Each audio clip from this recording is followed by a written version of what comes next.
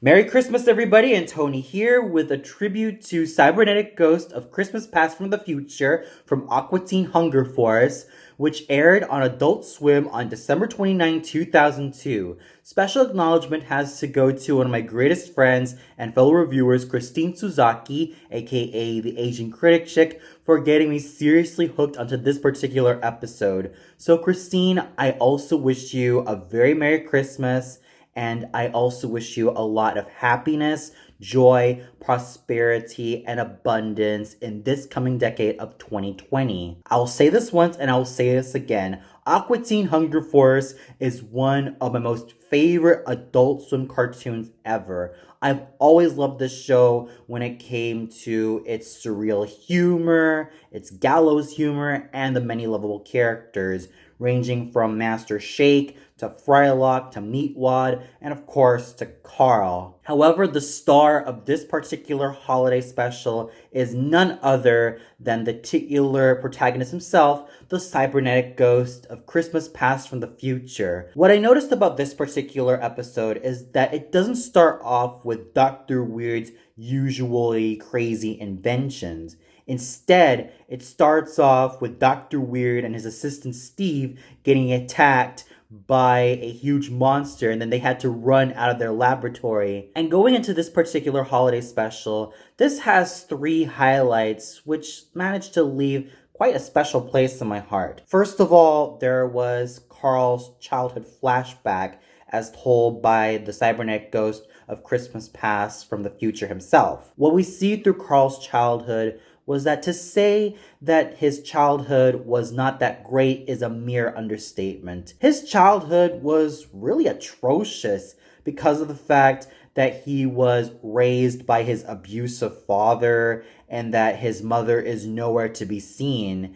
And in his flashback, he even states that he's hoping for a new mommy. Instead, he ends up getting a carpet as a Christmas gift from his father. And going to Carl's father, his father is really abusive and cruel and manages to really talk down to his son instead of raising him well. On top of that, Carl's father doesn't just give the carpet for a gift, he also gave it to him for something to eat, which 8-year-old Carl was left trepidated by until they ended up being attacked by giant robots. So even though this scene was meant to play as sort of humorous in a gallows humor type of way, let alone dark type of way, it still makes me feel kind of sorry for Carl because we do get to understand why he is the way he is, being all cantankerous, crass, rude, loud, obnoxious, and even apathetic as he is in the show. It's all because of his terrible childhood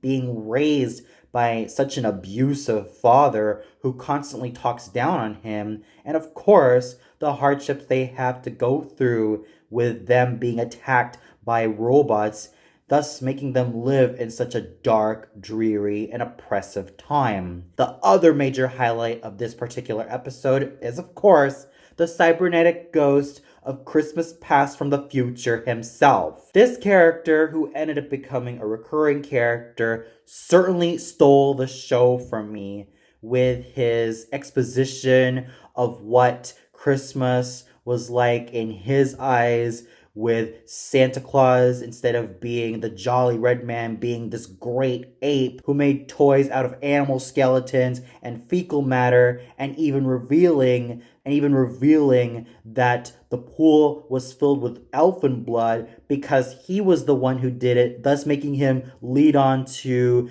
the history of Christmas in a very twisted manner. He states that Santa Claus was not only a giant red ape, but that the elves were from another planet to come to take over Earth. However, Santa ended up employing those elves to manufacture those toys. And what's so great about this particular character is his delivery and just how awesomely funny he is. We're supposed to take him seriously, but every line of dialogue that he manages to spout out is so freaking hilarious because of just how it managed to leave me at the edge of my seat, but at the same time leave me with a huge smile on my face. And special kudos really has to go to Matt Maialaro for doing such an amazing job embodying the cybernetic ghost of Christmas Past from the Future, complete with his grand delivery and, of course, his fine sense of humor. Finally, there was a guest appearance by the one and only Glenn Danzig in the very final scene of this particular episode. I never really grew up with his music, nor did I grow up with the many bands he has played in, such as Danzig, among many others, but to see him in that particular episode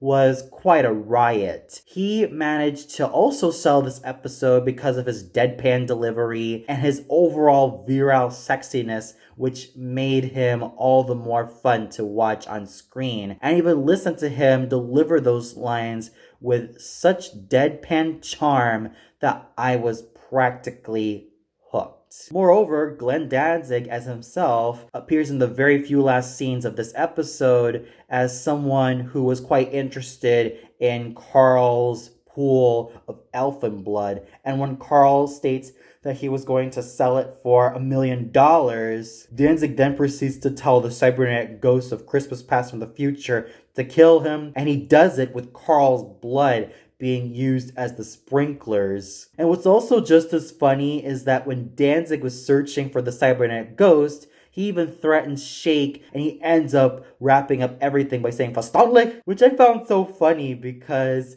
of how he managed to pronounce that particular German word when it's actually verständlich. I thought that was really cute when he said it. So overall, Cybernetic Ghost of Christmas Past from the Future was an absolutely wonderfully fun riot of an episode. The Cybernetic Ghost of Christmas Past from the Future as a character managed to be so hilarious, all thanks to his delivery, all thanks to how he managed to be quite the charmer in his own special way, and of course, for how he managed to steal the show in this particular episode.